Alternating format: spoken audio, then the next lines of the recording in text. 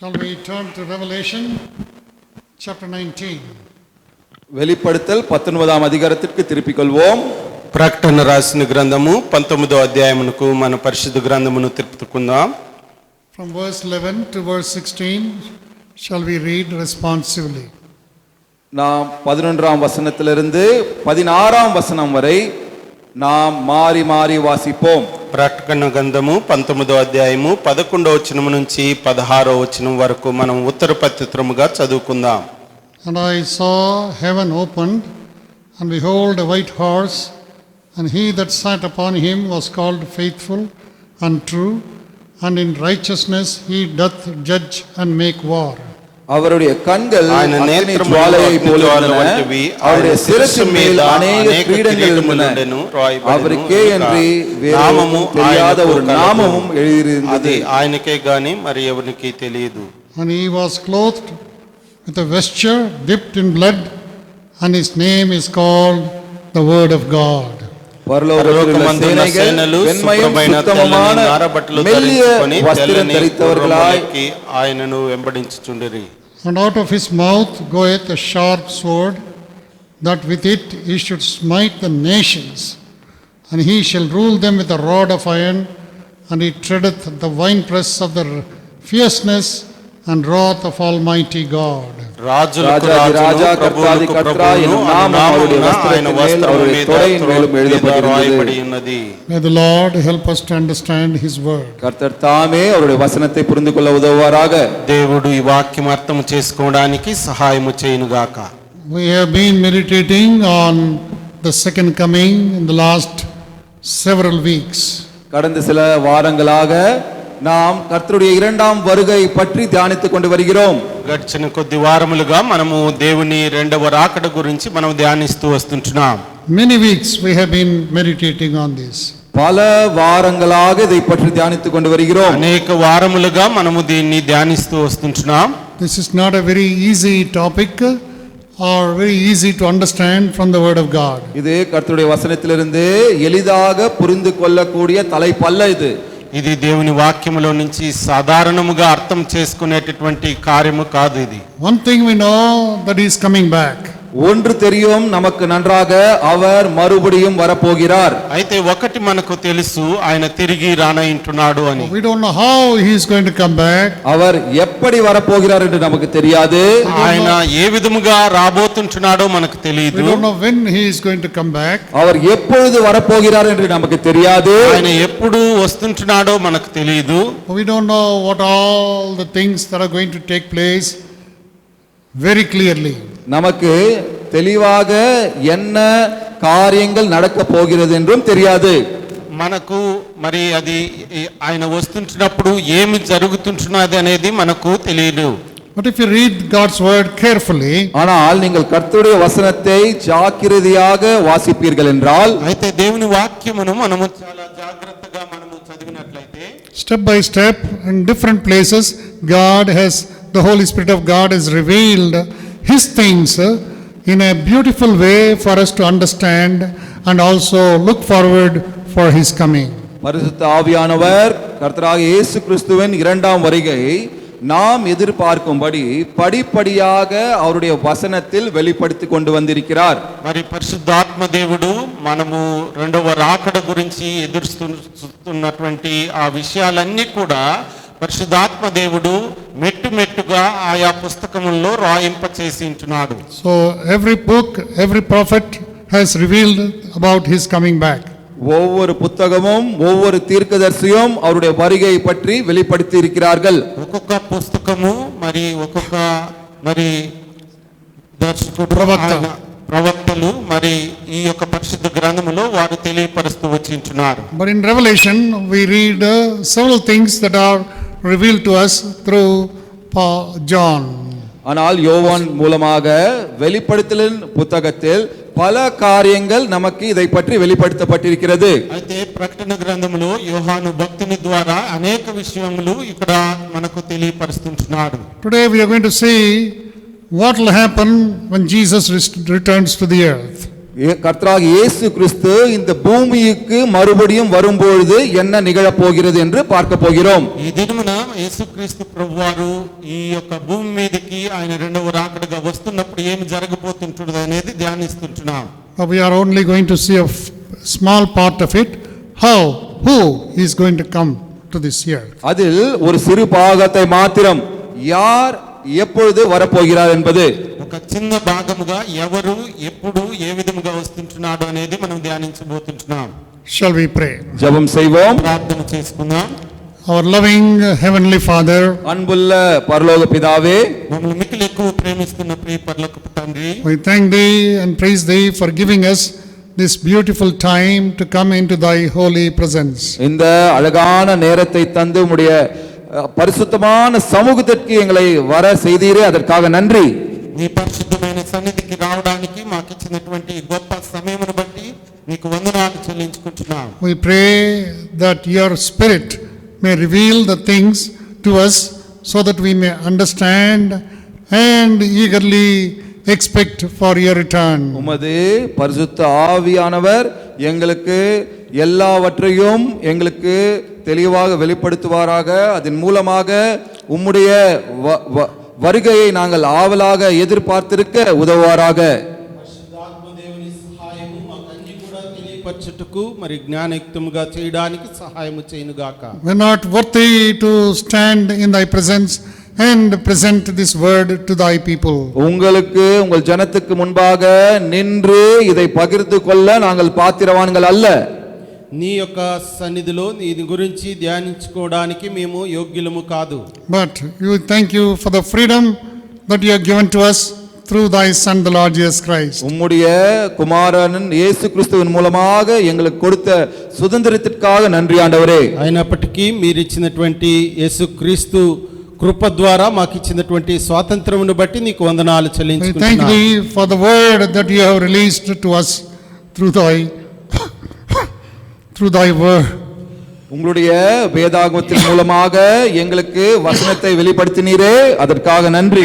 నీ యొక్క పరిశుద్ధ గ్రంథములో నుంచి మాకు నీ యొక్క వాక్యమును మాకు బయలుపరుస్తున్న విధానమును బట్టి నీకు వందనాలు. We bind the powers of darkness ruling against us. எங்களுக்கு எதிராக போராடுகிற அந்தகார சக்தியை உம்முடைய நாமத்தினால் கட்டுகிறோம். మాకు విరోధముగా పోరాడుతున్నటువంటి ప్రతి విధమైన సైతాను శక్తులను నీ నామములో బంధిస్తుంటున్నాం. We plead with You to cleanse us, sanctify us, anoint us and release Thy word for us. எங்களை தொட்டு கழுவி சுத்திகரித்து அபிஷேகம் பண்ணி உம்முடைய வார்த்தையை எங்களுக்கு வெளிப்படுத்துமாறு உங்களை கெஞ்சி மன்றாடுகிறோம். మమ్మల్ని ముట్టి శుద్ధీకరించి స్వస్థపరిచి మరి పరిశుద్ధీకరించి నీ యొక్క వాక్యమును బయలుపరచుటకు మాకు సహాయము దయచేయండి. We pray in the name of the Lord and Savior Jesus Christ. கர்த்தராகிய இயேசு கிறிஸ்து நாமத்தில் இவையெல்லாம் கேட்டுக்கொள்கிறோம் பிதாவே. ప్రభు అయిన యేసుక్రీస్తు నామములో వీటన్నిటిని అడుగుతుంటున్నాము తండ్రి. ஆமென். ఆమేన్. Last Sunday we saw about the Antichrist and the two faithful witnesses who will be coming to this earth. கடந்த வாரம் அந்தி கிறிஸ்துவை பற்றியும் இந்த உலகத்திற்கு வரப்போகிற இரண்டு சாட்சிகளை பற்றியும் பார்த்தோம். நாம் గడిచిన వారము మనము అంత్యక్రీస్తును గురించి ఈ లోకమునకు రాబోతున్న ఇద్దరు సాక్షుల గురించి మనము ధ్యానించి ఉంటున్నాం. The Antichrist will be very powerful during that time. அந்த நேரத்தில் அந்தி கிறிஸ்து மிக வல்லமையாக இருப்பான். ఆ సమయంలో అంత్యక్రీస్తు అనేటటువంటి వాడు చాలా బలవంతుడుగా ఉంటున్నాడు. Many nations will be under him. அவனுக்கு கீழாக பல தேசங்கள் இருக்கும். అతని కింద అనేక దేశములు ఉంటున్నాయి. All the kings of this earth, இந்த உலகத்தின் ராஜாக்கள் அனைவரும், ఈ లోకములో ఉన్నటువంటి రాజులు అందరూ కూడా, all the rulers of this earth, எல்லா ஆளுகை செய்பவர்களும், ఈ లోకములో పరిపాలన చేస్తున్న వారందరూ కూడా, they will tremble at the name of Antichrist. அந்தி கிறிஸ்து என்ற நாமத்தில் அவர்கள் நடுங்குவார்கள். వారందరూ కూడా అంత్యక్రీస్తు అనే నామములో వారు నడిచేవారుగా ఉంటున్నారు. Because he will be so powerful that he can smite anybody and get the victory. ஏனென்றால் அவருடைய நாமம் எவ்வளவு வல்லமையா இருக்கும் என்றால் அவன் அவருடைய நாமத்தின் மூலமாக யாரையும் அவன் கொன்று ஜெயம் கொள்வான். ఎందుకంటే not by his name but by his power. அவனுடைய வல்லமையின் மூலமாக கொன்று அவன் ஜெயம் கொள்ளுவான். ఎందుకనగా మరి అంత్యక్రీస్తుకు వాడికి ఉన్నటువంటి బలము ద్వారా వాడిని చంపి దాన్ని పొందుకునేటటువంటి వాడుగా ఉంటున్నాడు. God will give power to him. தேவன் அவருக்கு அந்த வல்லமையை தருவார். దేవుడు వారికి ఆ యొక్క బలము ఇస్తుంటున్నాడు. He will allow him to control all the nations. இந்த எல்லா தேசங்களையும் ஆட்கொள்ளும்படி தேவனே அவனுக்கு அந்த அனுமதியை தருவார். ఈ యొక్క దేశములన్నీ కూడా ఆ విధముగా జయించుటకు పరిపాలన చేయుటకు వాడికి అధికారము దేవుడే అనుగ్రహిస్తుంటున్నాడు. Now the Antichrist will drop all the mighty armies of this earth. இந்த உலகத்தின் எல்லா வல்லமையான சேனைகளையும் அவனண்டை அவன் இழுத்துக் கொள்வான். ఈ లోకములో మరి ఉన్నటువంటి బలము కలిగినటువంటి సైన్యములన్నిటిని కూడా వాడు వశపరుచుకుంటున్నాడు. Everybody will be trembling at his power. அவனுடைய வல்லமை பார்த்து அனைவரும் நடுங்குவார்கள். వానికి ఉన్నటువంటి బలమును చూసి ప్రతి ఒక్కరు కూడా అతనికి లోబడిపోతుంటున్నారు. He will be so proud that the whole earth is under his control. அவன் எவ்வளவு அகங்காரத்தோடு இருப்பான் என்றால் இந்த உலகமே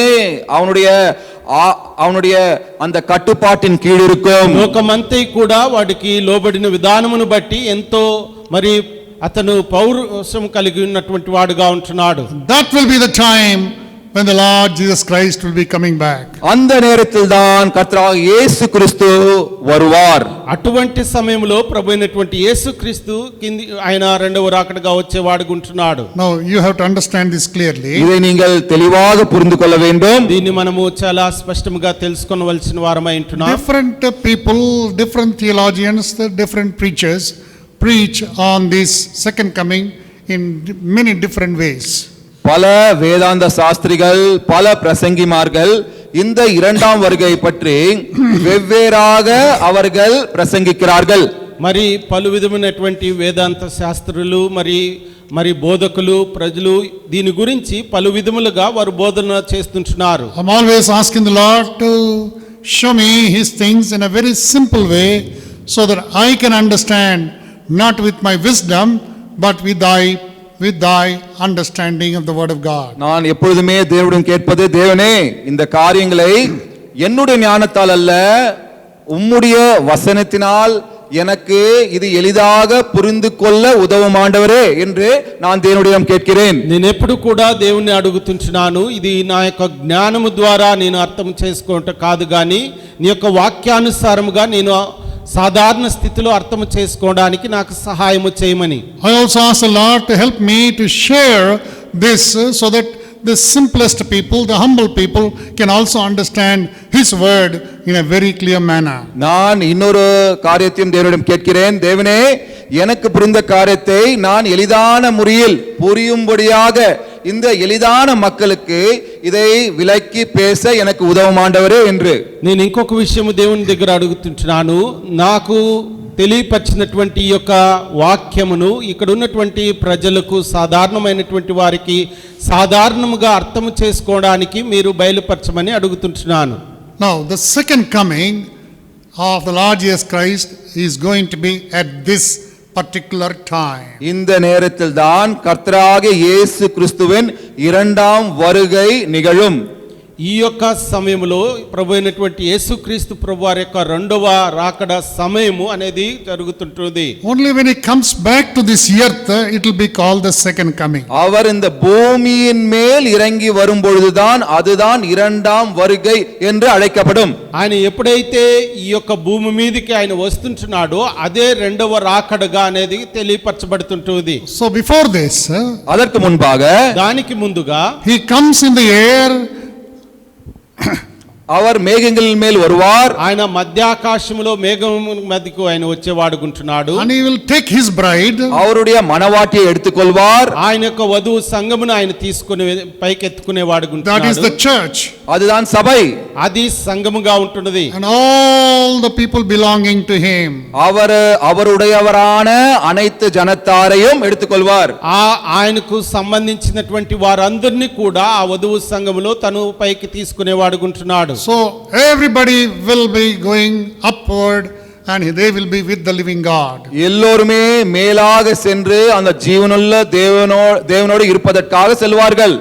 అందరూ కూడా పైకి ఎత్తబడి ఆ జీవము కలిగినటువంటి దేవునితో కూడా ఉండేటటువంటి వారు ఉంటున్నారు. In reality, that's not the second coming what Christ has promised, or what the person or the angel, the person when Jesus was taken up told the disciples in the same manner he will come back. இந்த தேவதூதன் அவர் எடுத்துக்கொள்ளப்பட்ட பொழுது இதை போலவே அவர் இறங்கி வருவார் என்ற சொன்னது அவர் மேகங்கள் மேல் வருவதை அல்ல, அவர் இந்த பூமியின் மேல் இறங்கி வருவதை தான் அவர் சொன்னார். యేసుక్రీస్తు ప్రభువారు ఆయన ఆరోహణమవుతున్నప్పుడు దేవదూత కనపడి ఆయన శిష్యులకు తెలియపరిచినటువంటి ఆ యొక్క రాకడ ఇది కాదు, మధ్యాకాశంలో వచ్చుట.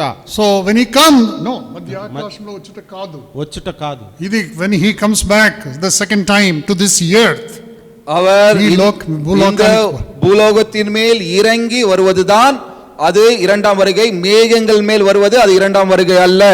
మేఘముల మీదికి మధ్యాకాశమునికి వచ్చేది అది రెండవ రాకడ కాదు, కానీ ఆయన ఎప్పుడైతే భూమి మీదికి వస్తుంటున్నాడో అది రెండవ రాకడగా పిలువబడుతుంటుంది. Because the first time when he came to this earth. ஏனென்றால் முதலாம் முறை அவர் வந்த பொழுது அவர் இந்த பூலோகத்தின் மேல் வந்தார். మొదటిగా ఆయన ఈ లోకమునకు వచ్చినప్పుడు ఆయన భూమి మీదకి ఆయన వచ్చి ఉంటున్నాడు. He was born in a manger. அவர் ஒரு மாட்டு தொழுவத்தில் பிறந்தார். ఆయన ఒక పశువుల పాకలో ఆయన పుట్టి ఉంటున్నాడు. He was so humble. அவர் தாழ்மையா இருந்தார். తన్ను తాను తగ్గించుకొని ఉంటున్నాడు. Even though he was a living God, அவர் ஜீவனுள்ள தேவனாய் இருந்தாலும் ఆయన జీవము కలిగినటువంటి దేవుడు అయినప్పటికీ he became like us. அவர் நம்மை போல் மாறினார். ఆయన మనవలే తగ్గించుకున్నాడు. The purpose for which he became like us, அவர் நம்மை போல் மாறினதற்கு நோக்கம் என்னவென்றால் మనవలే అతను మార్పు చెందడానికి ఉన్నటువంటి ఉద్దేశం ఏమనగా, because he wanted to pay the penalty on the cross of Calvary as one of us. நம்மில் ஒருவராக அந்த கல்வாரி சிலுவையில் நமக்காக கிரயத்தை செலுத்துவதற்காக தான் நம்மை போல் அவர் மாறினார். మనవలే మన కొరకు ఆ క్రయధనము చెల్లించుటకు ఆ కల్వరి సిలువలో ఆయన ఆ సిలువ త్యాగము చేయడానికి ఆయన ఆ విధముగా ఆయన తగ్గించుకొని ఆయన జన్మించుంటున్నాడు. The difference between us and him, that he was without sin and we are sinners. நமக்கும் அவருக்கும் இருக்கிற வேறுபாடு என்னவென்றால் அவரில் பாவமில்லை, நாம் பாவிகள்.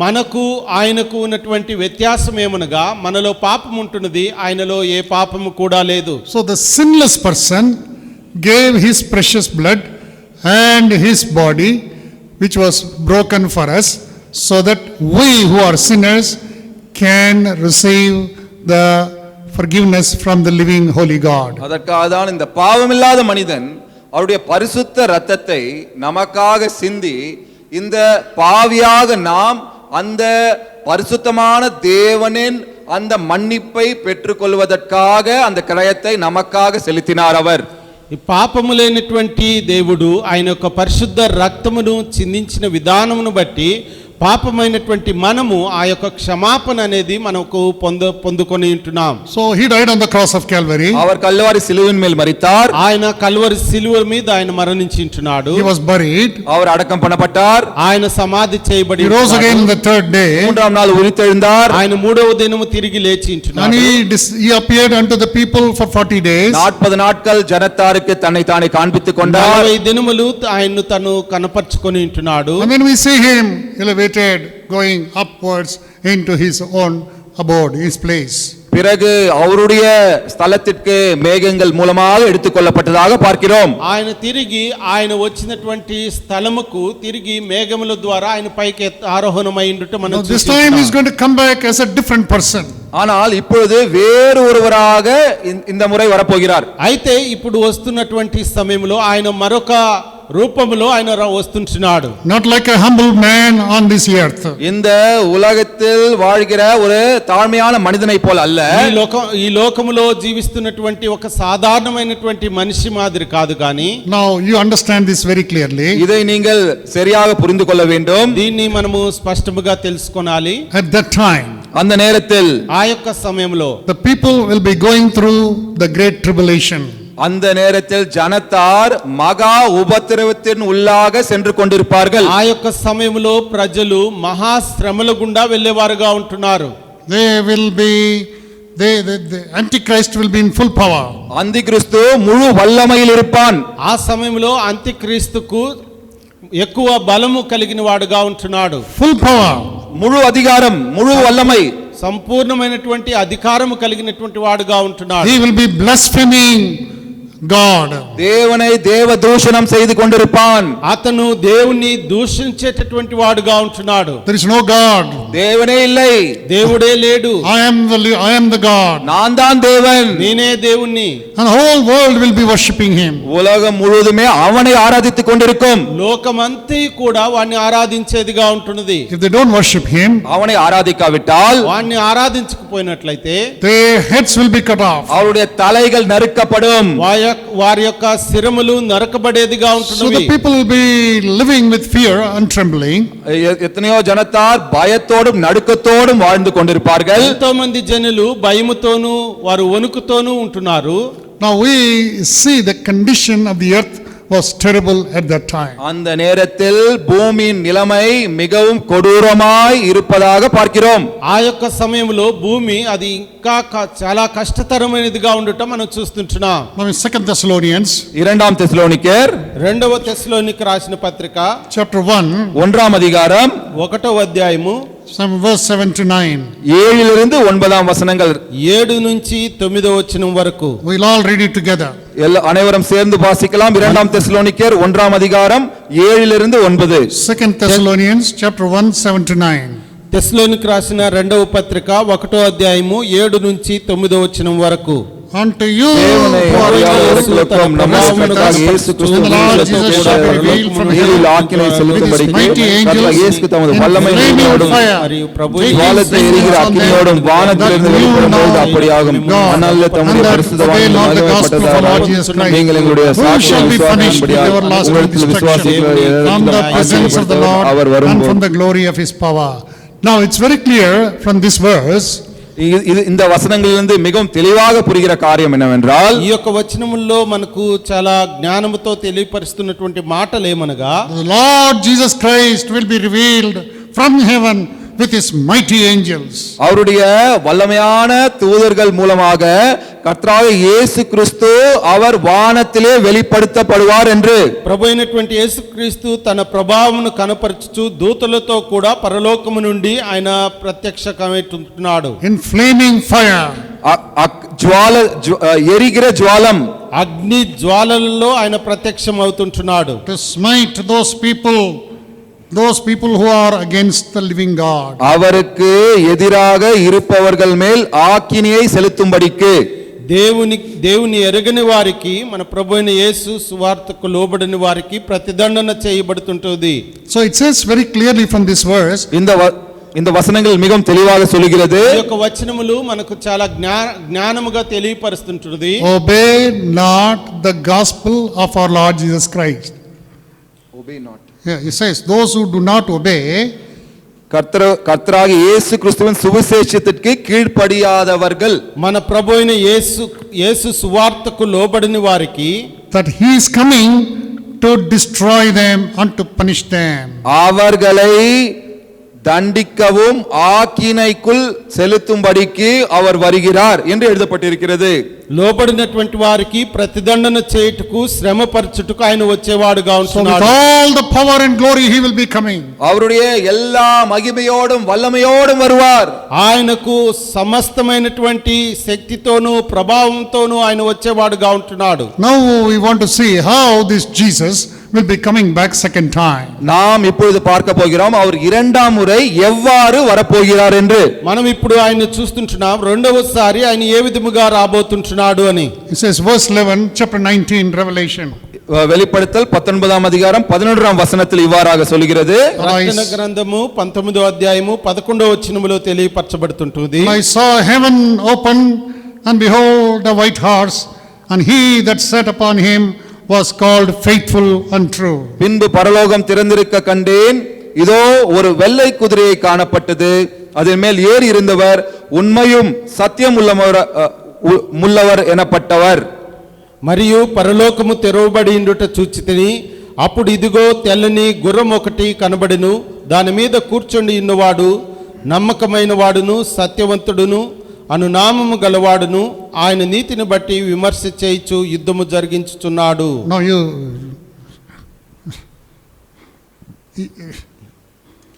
Now you see, Jesus comes sitting upon a white horse.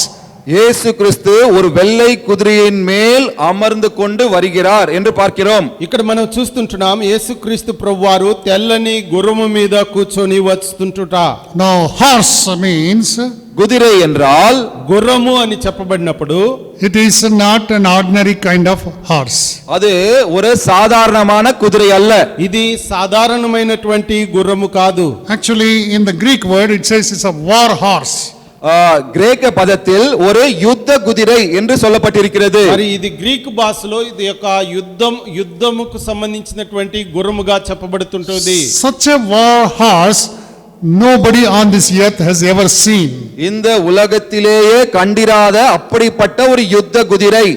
ఈ విధమైనటువంటి యుద్ధ గుర్రమును ఈ లోకములో ఎవరు కూడా చూచి ఉండలేదు. Now we see Jesus, when the God's word says the heavens will be opened, வானங்கள் பரலோகம் திறக்கப்பட்டதாக பார்க்கிறோம். దేవుని వాక్యం తెలియపరచబడుతుంటుంది. పరలోకము తెరువబడినప్పుడు and then the white horse will be coming down.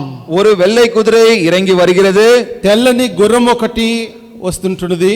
Now we see this is the color, the Christ's purity and holiness is depicted from this white horse. இந்த வெள்ளை குதிரையின் மூலமாக, இந்த வெண்மையின் மூலமாக அவருடைய சுத்தமும் அவருடைய பரிசுத்தமும் அதன் மூலமாக வெளிப்படுகிறது. ఈ యొక్క తెల్లని గుర్రము ద్వారా ఆయన యొక్క శుద్ధత పరిశుద్ధత అనేది తెలియపరచబడుతుంటుంది. Now he is riding with majesty, with glory and with power. He is coming down with all the armies behind him.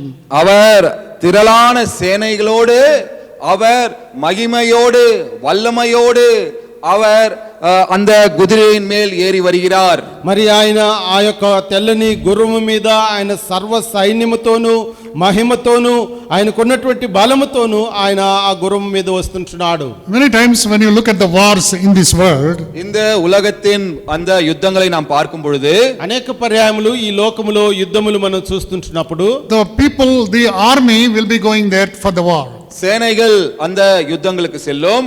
మరి ఈ యొక్క యుద్ధములోనికి ప్రజలు వారి యొక్క సైన్యం అనేది ముందుకు వెళ్తుంటుంది. The army generals, colonels, they will be going in front. இந்த சேனைகளின் அதிபதிகள், தலைவர்கள் அவர்கள் முன்பாக செல்வார்கள். ఈ యొక్క ఆర్మీకి సంబంధించినటువంటి వారందరూ కూడా అధిపతులందరూ కూడా వారు ముందుగా వెళ్ళేటటువంటి No వారుగా president, no ఉంటున్నారు. ruler, no king will go before that. ஜனாதிபதியோ ஆளுகை செய்கிறவரோ வேறு யாரும் தலைவரோ முன்பாக செல்ல மாட்டார்கள். సేనాధిపతి కానీ లేకపోతే ఆ యొక్క పరిపాలన చేస్తున్నటువంటి అధిపతి కానీ వారు ఎవరు కూడా ముందు వెళ్ళరు. They will be sitting at the back. They will be in their own place. அவர்கள் அவர்களுடைய இடத்தில் அங்கு உட்கார்ந்து கொண்டிருப்பார்கள். వారందరూ కూడా వారు ఉన్నటువంటి స్థలములో వారు సింహాసనం అయి ఉంటున్నారు. They want to be safe in their own place. அவர்களுடைய இடத்தில் அவர்கள் பத்திரமாக இருப்பதற்கு பார்ப்பார்கள். వారు ఉన్నటువంటి స్థలములో వారు వారి యొక్క భద్రత చూసుకుంటూ ఉంటున్నారు. But this king, ஆனால் இந்த ராஜா అయితే ఈ రాజు he is coming in the front of all the army. அவர்கள் இந்த சேனைகளுக்கு முன்பாக வருகிறார். ఈ యొక్క రాజు సైన్యములకన్నిటికంటే ముందుగా ఆయన వస్తుంటున్నాడు. Now I want you to think about his first coming. அவருடைய முதலாம் வருகை பற்றி நீங்கள் ஆலோசிக்க வேண்டும் என்று நினைக்கிறேன். ఆయన మొదటి రాకడను మనము ఆలోచన Now కలిగినట్లయితే you see the second coming. இப்பொழுது இரண்டாம் வருகையை பார்க்கிறோம். ఇప్పుడు మనము రెండవ రాకడను There's చూస్తుంటున్నాం. a very big contrast. இது மிகவும் வேறுபட்ட காரியங்களாய் இருக்கிறது. వీటి రెండు మధ్యలో చాలా వ్యత్యాసం అనేది మనం చూస్తుంటున్నాం. When the first coming, முதலாம் வருகையில் మొదటి రాకడ nobody could see him, nobody could recognize him. He was so poor and he was so humble. எவ்வளவோ ஏழ்மையானவராக, எவ்வளவோ தரித்திரராக, எவ்வளவோ தாழ்மையாக இருந்ததால் யாருமே அவரை அடையாளம் காணாதவர்களாக, யாருக்குமே அவரை யார் என்று தெரியவில்லை. ఆయన మొదటి రాకడలో వచ్చినప్పుడు ఆయన ఎవరు గుర్తుపట్టలేదు. ఆయన చాలా మరి బీద కుటుంబంలో బీద స్థితిలో పశువుల పాకలో ఆయన జన్మించి ఉంటున్నాడు. From where did he come? அவர் எங்கிருந்து வந்தார்? ఆయన ఎక్కడి నుంచి వచ్చాడు? He came from the heaven. அவர் பரலோகத்திலிருந்து வந்தார். ఆయన పరలోకములో నుంచి వచ్చి ఉంటున్నాడు. And nobody could see that. அதை யாரும் பார்க்க முடியவில்லை. అది ఎవరు కూడా చూడలేదు. In a beautiful way, through the conception in the womb of Mary, who's not married, he was born there without sin. திருமணமாகாத மரியாளின் கர்ப்பத்தில் மிகவும் அழகான முறையில் பாவமில்லாமல் கர்ப்பந்தரித்து பிறந்தார் இயேசு கிறிஸ்து. మరి కన్య అయినటువంటి మరియ గర్భములో పాపము లేనటువంటి ఒక పరిశుద్ధతతో ఒక అందముతో ఆ తల్లి గర్భములో యేసుక్రీస్తు ప్రభువారు జన్మించుచున్నాడు. That is possible only with God. அது தேவனால் மாத்திரமே இது கூடும், இது சாத்தியம். ఈ విధమైనటువంటి జన్మము ఇది దేవుని ద్వారా మాత్రమే కలిగేదిగా ఉంటున్నది. Now we see நாம் இங்கு பார்க்கிறோம், అయితే ఇప్పుడు మనం ఇక్కడ చూస్తుంటున్నాం, he is coming not just as a king, but he is coming as the King of Kings and the Lord of Lords. அவர் இரண்டாம் வருகையில் வெறும் ராஜாவாக அல்ல, ராஜாதி ராஜாவாக கர்த்தாதி கர்த்தராக வருகிறார். ఆయన రెండవ రాకడలో ఒక రాజుగా రావడం లేదు గాని రాజుల రాజుగా ప్రభువుల ప్రభువుగా ఆయన వస్తుంటున్నాడు. Now he is riding on the horse. அவர் அந்த குதிரையின் மேல் சவாரி செய்து கொண்டு அவர் வருகிறார். ఆయన ఆ యొక్క గుర్రము మీద సవార్ చేస్తూ వస్తుంటున్నాడు. Some of you would have seen the pictures, war pictures. இந்த யுத்த படங்களை நீங்கள் பார்த்திருப்பீர்கள். ఈ యొక్క యుద్ధముకు సంబంధించినటువంటి చిత్రములు మనం చూసినట్లయితే They will be having so many horses going, everybody going so fast, and with all their ammunition. எல்லாம் அந்த அந்த யுத்த போர் கருவிகளை எடுத்துக்கொண்டு இந்த குதிரையில் மிகவும் வேகமாக போகிறதை நீங்கள் பார்த்திருப்பீர்கள். ఆ యొక్క యుద్ధముకు సంబంధించినటువంటి ఆయుధములన్నీ కూడా వారు ధరించుకొని ఈ యొక్క గుర్రముల మీద ఎంతో స్పీడ్గా వారు వెళ్ళుట చూస్తూ ఉంటాం. Now this is all an old time. இது பழைய காலத்தில், ఇది పాత కాలములో. For now the wars are not by the horses. ஆனால் இந்த காலத்தில் குதிரையின் மேல் சென்று அவர்கள் போர் செய்வதில்லை. అయితే ఈ కాలములో గుర్రముల మీద యుద్ధము చేయడం లేదు. What do we use? இப்பொழுது என்ன உபயோகப்படுத்துகிறார்கள் போர்களில், யுத்தங்களில்? ఇప్పుడు యుద్ధముల్లో ఏది ఉపయోగిస్తుంటున్నారు? Sophisticated war planes. நவீன கருவிகளாகிய யுத்த விமானங்கள், வார் பிளேன்ஸ். మరి ఎంతో నూతన ఆధునికతకు సంబంధించినటువంటి ఆ యొక్క విమానములు, యుద్ధ విమానములను ఉపయోగిస్తున్నారు. Yuddha vimanam, war planes. யுத்த விமானங்களை பயன்படுத்துகிறார்கள். They can go to the warships and take off from the warships, go up and then smite the people and come back. யுத்த அந்த கப்பல்களிலிருந்து இந்த யுத்த விமானங்கள் புறப்பட்டு சென்று தாக்க வேண்டியவர்களை தாக்கி மறுபடியும் வேகமாக வந்துவிடும். ఈ యొక్క యుద్ధ నౌకల మీద నుంచి ఈ యొక్క యుద్ధ విమానములు ఎక్కడికి వెళ్ళాలో అక్కడికి వెళ్ళి అది ఆ గురిని అక్కడ యుద్ధము చేసి తిరిగి ఆ యుద్ధ నౌకల మీదకి వస్తుంటున్నారు. Our country is very proud that we have Rafales. Am I right? நம்முடைய தேசம் இப்பொழுது மிகவும் சந்தோஷமாக பெருமையாக இருக்கிறது என்றால் நமக்கு அந்த ரஃபேல் அந்த விமானங்கள் நமக்கு இப்பொழுது பெற்றிருக்கிறோம். நாம் మన యొక్క దేశము సంతోషకరమైనటువంటి విషయము, గర్వించదగిన విషయం ఏమంటే మనము రఫేల్ యుద్ధ విమానములు ఇప్పుడు కలిగి ఉంటున్నాం. But it took a long time for this Rafale to come from Paris to India. ஆனால் அந்த பாரிஸ் நகரத்திலிருந்து இந்தியாவுக்கு இந்த விமானங்கள் வருவதற்கு மிகவும் அதிகமான நாட்கள் எடுத்துக்கொண்டது. ఈ యొక్క ఆ యొక్క ప్యారిస్ పట్టణం నుంచి ఇండియాకు రావడానికి ఈ యుద్ధ విమానములు అది ఎంతో మరి దూర ప్రయాణము చేసి ఉంటున్నాయి. It had to stop in the Middle East and then only can come. அது இந்த துபாய் நகரத்தில் நின்று பிறகுதான் இங்கு அவர்களால் வர முடிந்தது. ఈ యొక్క మధ్య దుబాయ్ ఆ యొక్క నగరముల్లో అవి నిలబడి తిరిగి రావాల్సి ఉంటున్నాయి. They're very powerful. அது மிகவும் வல்லமையானவைகள், అవి ఎంతో బలము కలిగినటువంటిగా ఉన్నవి. But their stamina is not so powerful. ஆனால் அவர்களால் இந்த தாக்கு பிடிக்கக்கூடிய அந்த சத்து அவ்வளவு இல்லை. కానీ వాటికి ఉన్నటువంటి ఆ యొక్క శక్తి వాటిని భరించేటటువంటిగా లేదు. It can only fly up to certain place. அவர்கள் சற்று தூரம் மாத்திரமே அவர்களால் பறக்க முடியும். ఒక్క స్థలము వరకే అవి వెళ్ళేదిగా ఉంటున్నాయి. The height. அந்த உயரம், ఆ యొక్క ఎత్తు ఒక ఎత్తు వరకే It can వెళ్ళేదిగా come ఉంటుంది. down and then go up. அது கீழே வந்து அது மேலே உயரமாக பறக்க முடியும். అవి కిందికి వచ్చి అవి పైకి ఎంతో స్పీడ్ గా వెళ్తుంటున్నాయి. But they cannot go to heaven. ஆனால் అவைகள் పరలోకத்திற்கு செல்ல முடியாது. అయినప్పటికీ అవి ఆ యొక్క పరలోకమునకు వెళ్ళలేవు. They cannot even go to the moon. அவைகள் அந்த சந்திரனுக்கு கூட செல்ல முடியாது. కనీసము ఆ చంద్రుని దగ్గరికి కూడా అవి వెళ్ళలేవు. Moon is the nearest one. ஏனென்றால் சந்திரன் தான் நம்முடைய பூமிக்கு மிகவும் அருகாமையில் இருப்பது. ఎందుకనగా మన యొక్క భూమికి మరి చంద్రుడే చాలా సమీపముగా ఉంటున్నాడు. But now you think of this horse. ஆனால் இப்பொழுது இந்த குதிரையை பற்றி ஆலோசியுங்கள். అయితే మనం ఇక్కడ ఆయన యొక్క తెల్లని గుర్రమును గురించి మనం ఆలోచన It is కలిగితే coming from the heavens. அது பரலோகத்திலிருந்து வருகிறது. అది పరలోకము నుంచి వస్తుంటున్నది. These are not my words. இது என்னுடைய வார்த்தைகள் அல்ல. ఇది నా మాటలు కాదు. I have seen the heaven open, and behold a white horse, and he that sat upon him that was called faithful and true. பின்பு பரலோகம் திறந்திருக்க கண்டேன், இதோ ஒரு வெள்ளை குதிரை காணப்பட்டது, அதன் மேல் ஏறி இருந்தவர் உண்மையும் சத்தியம் உள்ளவர் எனப்பட்டவர். పరలోకమును తెరవబడి ఉండుట చూచి తిని అప్పుడు అదిగో తెల్లని గుర్రం ఒకటి కనబడిను, దాని మీద కూర్చొని ఉన్నవాడు నమ్మకమైన వాడు సత్యవంతుడును. Now we see our time is going fast. நம்முடைய நேரம் வேகமாக செல்கிறதை ఈ பார்க்கிறோம். యొక్క సమయము చాలా స్పీడ్ గా వెళ్తుంటున్నది. So the one who is coming, the Lord Jesus Christ, is sitting upon a white horse. வருகிறவர் நம்முடைய கர்த்தராகிய இயேசு கிறிஸ்து, அவர் ஒரு வெள்ளை குதிரையின் மேல் உட்கார்ந்து கொண்டிருக்கிறார். వస్తున్నటువంటి ప్రభు అయినటువంటి యేసు క్రీస్తు ప్రభువారు ఆయన తెల్లని గుర్రం మీద ఆయన కూర్చొని వస్తుంటున్నాడు. For what purpose is he coming? எந்த நோக்கத்தோடு அவர் வருகிறார்? ఏ ఉద్దేశంతో ఆయన వస్తుంటున్నాడు? He is coming to show his anger upon the people who have rejected him and who are rejecting the gospel of the Lord Jesus Christ. அவரையும் அவருடைய சுவிசேஷத்தையும் புறக்கணித்தவர்கள் மேல் கோபாக்கினியை காண்பிப்பதற்காக அவர் வந்து கொண்டிருக்கிறார்.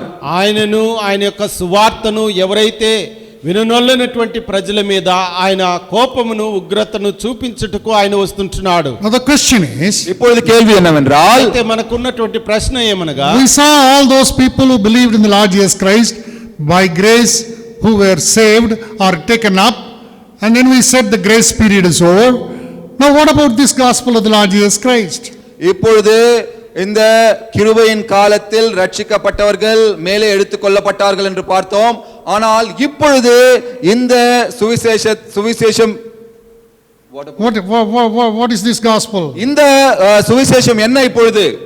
మరి యేసుక్రీస్తు ప్రభు నామములో ఆయన యొక్క కృప ద్వారా రక్షణ పొందిన వారందరూ కూడా ఆ సంఘముతో ఎత్తబడుట మనం చూసి ఉంటున్నాం. అయితే ఈ సమయంలో ఇక్కడ తెలియబడుతున్నటువంటి ఈ సువార్త ఏమై ఉంటున్నది?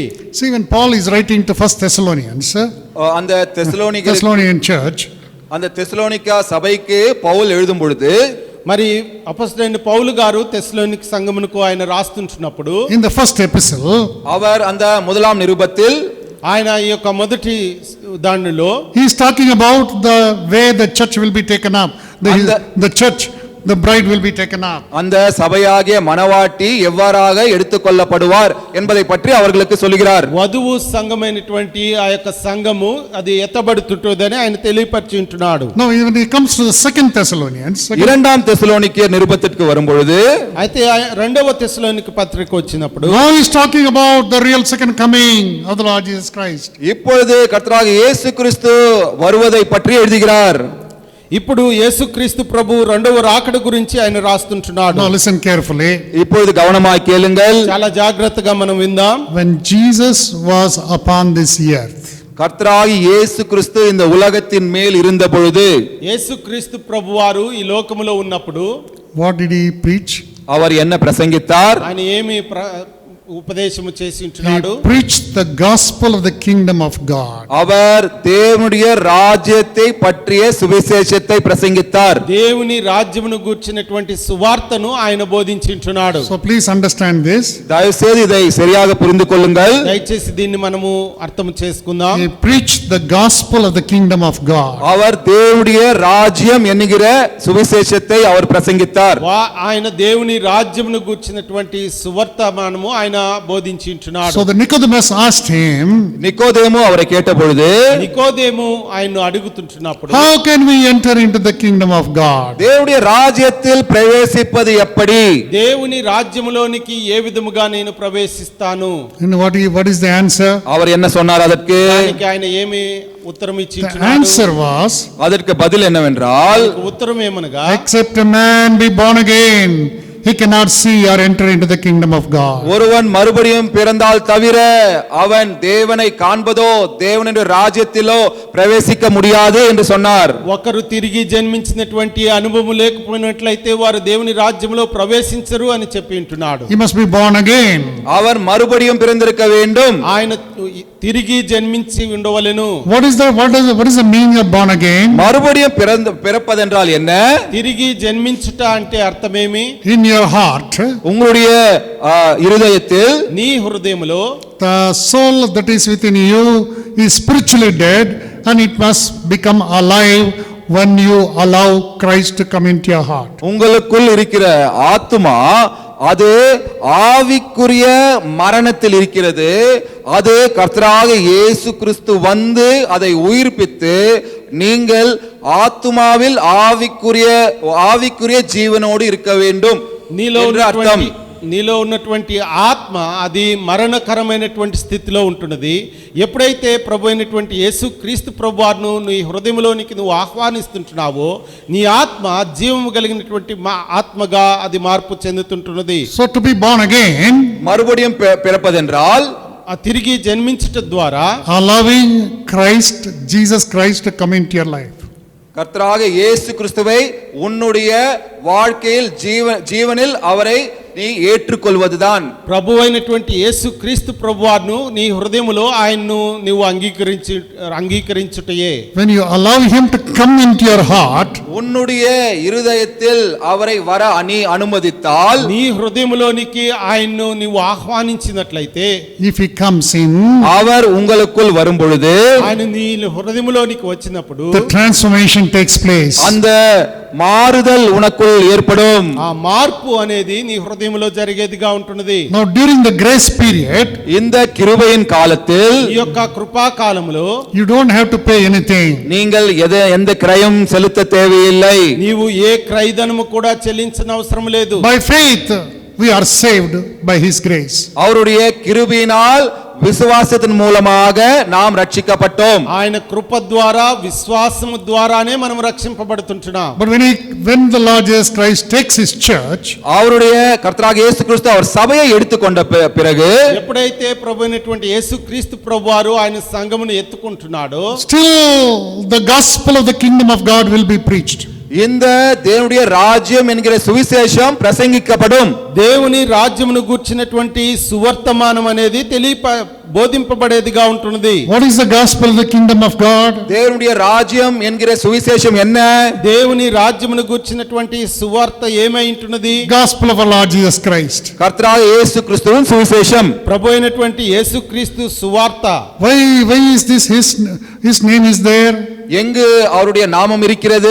ఎందుకు అక్కడ ఆయన పేరు ఉంటున్నది? Because he is God. ஏனென்றால் அவர் தேவன். ఎందుకంటే ఆయన దేవుడై ఉంటున్నాడు. So he was preaching the kingdom of God that can be attained only through the Lord Jesus Christ. அவர் தேவனுடைய ராஜ்யம். அப்படி என்றால் இந்த தேவனை நீங்கள் கர்த்தராகிய இயேசு கிறிஸ்துவின் மூலமாகவே நீங்கள் சென்றடைய முடியும் என்பதை அவர் அந்த சுவிசேஷன் மூலமாக தெரிவித்தார்.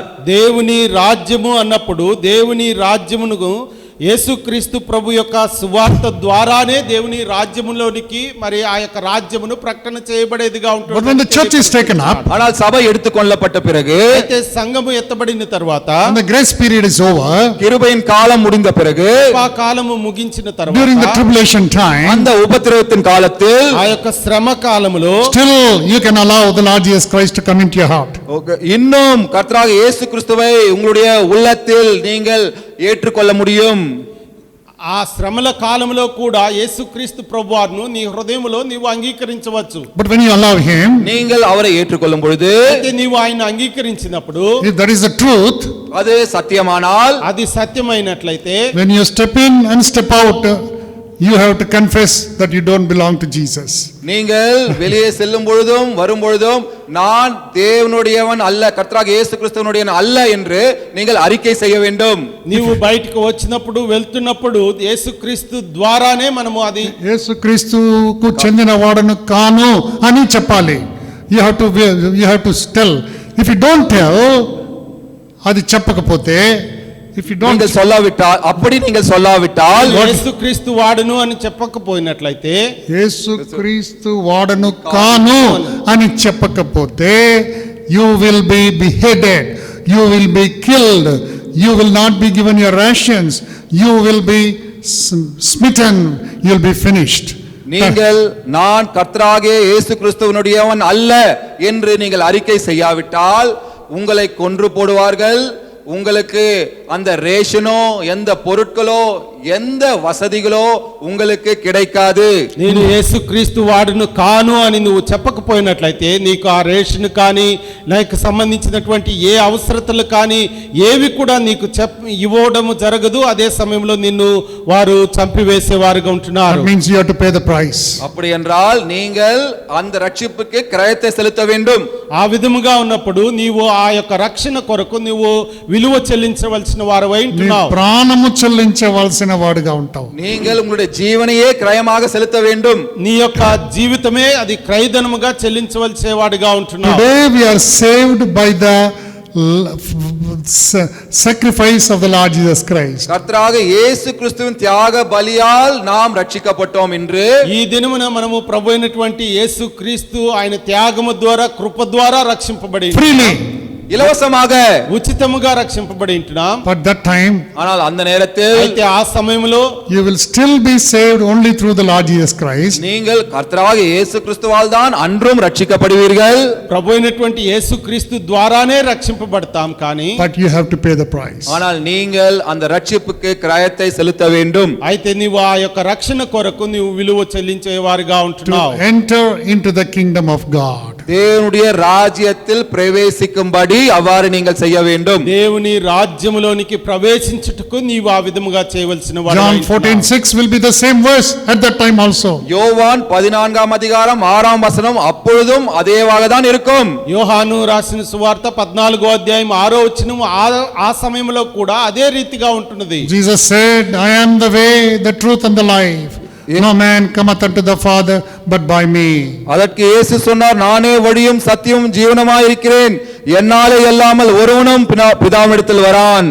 అందుకు యేసు చెప్తుంటున్నాడు, నేనే మార్గము సత్యము జీవమైంటున్నాను, నా ద్వారా తప్ప ఎవడును తండ్రి యొద్దకు రాడు అని. And God's word says, கர்த்தருடைய வசனம் சொல்லுகிறது, దేవుని వాక్యం చెప్తుంటుంది, He is called the faithful and true. அவர் உண்மையும் సత్యం என்று అழைக்கப்படுவார். ఆయన నమ్మకమైన వాడు సత్యవంతుడు అని He is తెలియపరచబడుతుంటుంది. God of love. அவர் அன்பின் தேவன். ఆయన ప్రేమ కలిగినటువంటి దేవుడై ఉంటున్నాడు. He is also God of justice. அவர் நீதியின் தேவன் கூட. అదే సమయంలో ఆయన నీతి కలిగినటువంటి దేవుడుగా ఉంటున్నాడు. He is God of grace. அவர் கிருபையின் தேவன். ఆయన కృప కలిగిన దేవుడు. But He is also God of wrath. அவர் கோபாக்கினியின் தேவன் கூட. అదే సమయంలో ఆయన కోపాగ్ని కలిగినటువంటి దేవుడుగా ఉంటున్నాడు. He is the truth. அவர் సత్యం. ఆయన సత్యము. He comes. That is what we see here. He is the faithful one. Whatever promises He has given, He will fulfill them. And He is the true God. He is the truth, and no one can change it.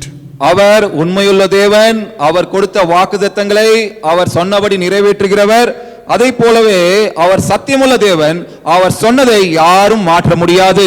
ఆయన నమ్మకమైనటువంటి దేవుడుగా ఉంటున్నాడు. అదే సమయంలో ఆయన చెప్పినటువంటి వాగ్దానములన్నీ కూడా ఆయన నిర్వర్తించుంటున్నాడు. ఆయన సత్యవంతుడుగా ఉంటున్నాడు. ఆయన్ను ఎవరు కూడా మార్పు చేయలేనటువంటి వాడుగా ఉంటున్నాడు. So the first thing is, முதலாம் காரியம் என்னவென்றால், మొదటి విషయం ఏమనగా, Jesus comes sitting upon a white horse. கர்த்தராகிய இயேசு கிறிஸ்து ஒரு வெள்ளை குதிரையின் மேல் ஏறி வருவார். ప్రభు అయినటువంటి యేసుక్రీస్తు ఒక తెల్లని గుర్రము మీద ఆయన ఎక్కి వస్తుంటున్నాడు. He will be coming from heaven. அவர் பரலோகத்திலிருந்து இறங்கி வருவார். ఆయన పరలోకములో నుంచి ఆయన వస్తుంటున్నాడు. People have never seen that, never known that, except for that day. அந்த நாள் தவிர வேறு எப்பொழுதுமே அப்படிப்பட்ட காரியத்தை ஜனத்தாருக்கு தெரியாது, அதுவரை பார்த்திருக்க மாட்டார்கள். ఆ యొక్క దినము తప్పితే అటువంటి కార్యము ఈ ప్రజలు ఎప్పుడు కూడా వారు చూడలేదు. And that's why it says every eye will see him. அதற்காக தான் சொல்லப்படுகிறது எல்லா கண்களும் அவரை காணும் என்று. అందుకే ఆయన చెప్తుంటున్నాడు ప్రతి కన్నులు చూసేదిగా ఉంటున్నది. Everyone will see him when he comes back second time. அவர் இரண்டாம் முறை வரும்போது அனைவருமே பார்ப்பார்கள் என்று சொல்லப்படுகிறது. ఆయన రెండవ సమయంలో వస్తుంటున్నప్పుడు ప్రతి ఒక్కరూ చూస్తారు అని చెప్పబడుతుంటుంది. Who is he? யாரவர்? ఎవరైనా He is the faithful one and he is the truth. அவர்தான் உண்மையும் சத்தியம் உள்ளவர். ఆయన నమ్మకమైనటువంటి వాడు, సత్యవంతుడై ఉంటున్నాడు. Why is he coming? எதற்காக வருகிறார்? ఎందు నిమిత్తం ఆయన వస్తుంటున్నాడు? Acts of the Apostle, அப்போஸ்தலர் சுவிசேஷ అపోస్తలుల కార్యములు புத்தகம் chapter 17, 17ஆம் அதிகாரம் 17వ అధ్యాయము verse 31. 31ஆம் வசனம். 31వ వచనం. We'll all read it together, please. அனைவரும் சேர்ந்து வாசிப்போம். அப்போஸ்தலர் 17:31. అపోస్తలుల కార్యములు 17వ అధ్యాయము 31వ వచనం మనమందరం కూడా కలిసి చదువుకుందాం.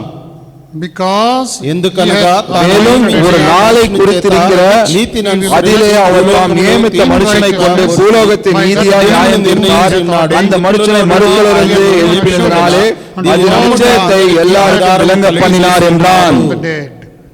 Now why is he coming? எதற்காக வருகிறார் அவர்? ఎందు నిమిత్తం ఆయన వస్తుంటున్నాడు? He will judge the world in righteousness. பூலோகத்தை நீதியாய் நியாயம் தீர்ப்பார்.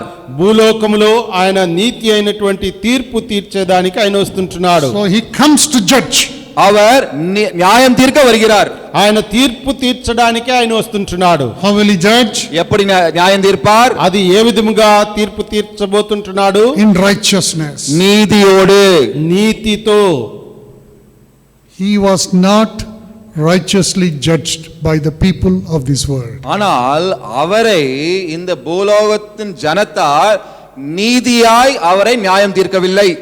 అయితే ఆయన భూలోకంలో ఉన్నటువంటి జనులను ఆయన నీతిగా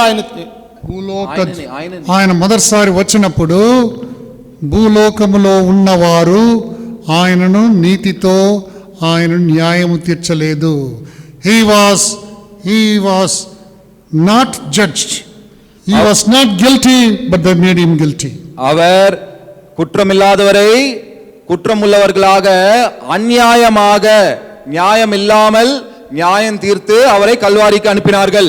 ఆయన అన్యాయముగా ఆయన మీద తప్పు మోపి ఆయనను సిలువకు పంపిస్తున్నారు. He did not do any crime to go to the cross of Calvary. அவர் கல்வாரி சிலுவையின் மேல் செல்வதற்கு அவர் ஒரு பாவம் ஒரு குற்றமும் செய்யவில்லை.